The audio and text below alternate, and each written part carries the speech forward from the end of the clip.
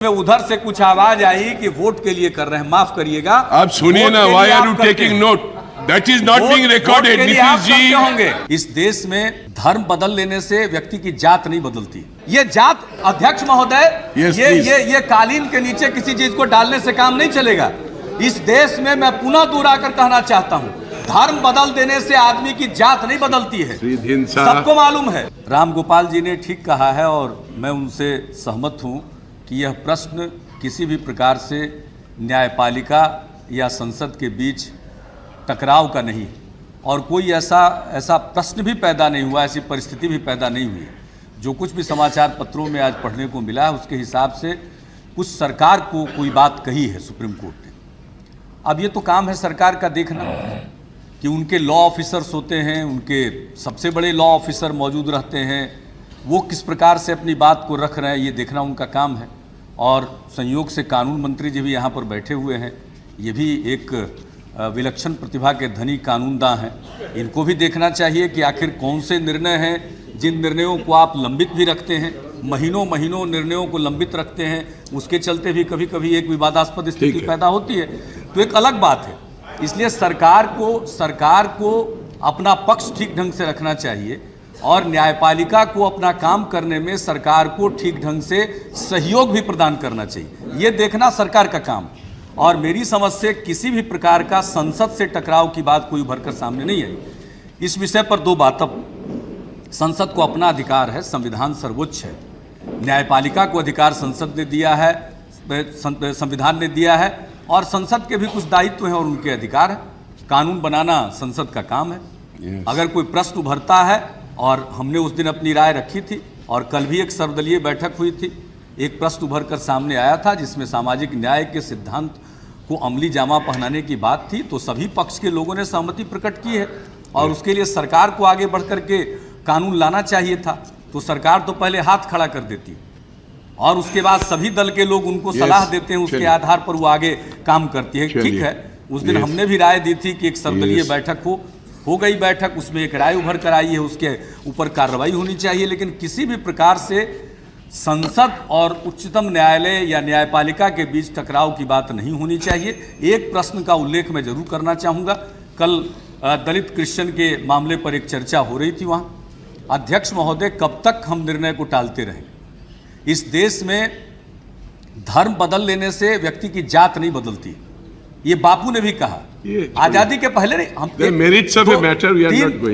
तीन वाक्य में मैं अपनी बात पूरा कर दूंगा, नहीं तो इसके लिए मुझको अलग से आपसे मिलकर समय मांगना पड़ेगा, वो आपका ही समय बचेगा। मैं इसी अवसर पर, चूंकि यह चर्चा चल रही है, मैं इस बात का उल्लेख करना चाहता हूं। यह प्रश्न ईसाइयों में भी है, मुसलमानों में भी है।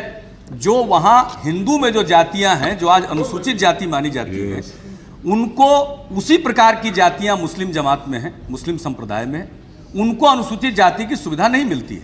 ये अन्यायपूर्ण है और उसी प्रकार से वो शिकार होते रहे हैं। हर प्रकार से उनका पेशा एक है, इसलिए उनको भी, जो मुस्लिम समाज में भी इस प्रकार की जातियां हैं, इक्विवेलेंट जातियां हैं, उनको माफ करेंगे। क्या बात कर रहे हैं? हम जानते हैं कि इतना थोड़ा सहन शक्ति होना चाहिए, इतना। हाँ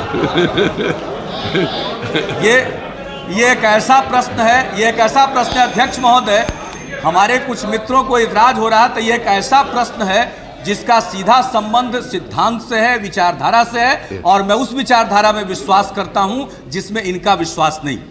इसलिए हम खुले तौर पर दलितों, जो मुसलमान में जो दलित जातियां हैं, उनको भी अनुसूचित जाति में शुमार किया जाना चाहिए और यह एक प्रश्न है जिसका समाधान होना चाहिए। और गांधी जी ने भी कहा, मैं उसका उल्लेख करना चाहता हूं, ये जात, अध्यक्ष महोदय, ये कालीन के नीचे किसी चीज को डालने से काम नहीं चलेगा। इस देश में मैं पुनः दोहराकर कहना चाहता हूं, धर्म बदल देने से आदमी की जात नहीं बदलती है, सबको मालूम है कि यहाँ पर किस प्रकार से मुसलमान लोग ज्यादा संख्या हुई और ईसाई लोग हुए, सब धर्म परिवर्तन भी हुआ। और वैसी स्थिति में जो जिनकी बुनियादी जात है वो बदलती नहीं है। वो चाहे जिस प्रकार से भी उनको झेलना पड़ता है समाज में, उसी प्रकार की उपेक्षा का शिकार वह भी होता है, चाहे वो क्रिश्चियन हो, चाहे वो मुस्लिम हो। हर जगह होता है, इसलिए श्री ढींसा, उनको भी, और ये जो सिद्धांत है, आप लोग बैठ जाइए ना भाई। श्री ढींसा, अध्यक्ष महोदय, के आधार Then I'll have to stop discussion further. और ये किसी धर्म विशेष तक कन्फाइंड नहीं होना चाहिए। श्री ये ढींसा, धर्म विशेष तक कन्फाइंड नहीं होना चाहिए। हो गया। ये आस्था का प्रश्न है, तो उसमें भी सरकार को आगे बढ़ करके जो अनुसूचित जाति के जाति में आने लायक है, हो गया। Nitish ji please cooperate, please cooperate. उनको भी अनुसूचित जाति का दर्जा दिलाए जाने के लिए प्लीज कोऑपरेट, आपको आवश्यक विधेयक लाना चाहिए। और उस पर Why are you standing, Mr. Kharbela Singh? Are you the speaker? Merely speaking, you don't become speaker. Please, I have started with your party leader. I have, although he had not given any notice. Therefore, I am trying to regulate, and last time we had a very, dignified response to certain matter. Let us do it. Yes. Please conclude. Please. अब बैठ जाइए. Please बैठ अभी जाइए. अध्यक्ष महोदय, आप जब खड़ा होकर कुछ निर्देश दे रहे थे, उस बीच में उधर से कुछ आवाज आई कि वोट के लिए कर रहे हैं, माफ करिएगा। आप सुनिए ना, why are you taking note? That is not being recorded, Nitish ji. होंगे, ये सिद्धांत का प्रश्न है। आप लोगों को हम लोगों की पृष्ठभूमि के बारे में मालूम नहीं है। You will be in trouble. You will be in trouble, Mr. Goyal, one day, very soon. और आज अध्यक्ष महोदय, No, I am very sorry. I am very sorry today. I am hurt. The appeal I made to everybody in pursuance of your request, I think it was a very important issue, so that at least a reference could be made. But आप बैठ जाइए तो आपका भी ऐसा होगा, mister मनमेंद्र Singh, आपका भी ऐसा होगा एक दिन। आप पावर में है तो काहे नहीं कर? प्लीज आप छोड़ दीजिए, जो रिकॉर्ड में नहीं आया, that is not recorded, anything is, nothing is else is recorded. अब मैं कंक्लूड कर रहा हूं।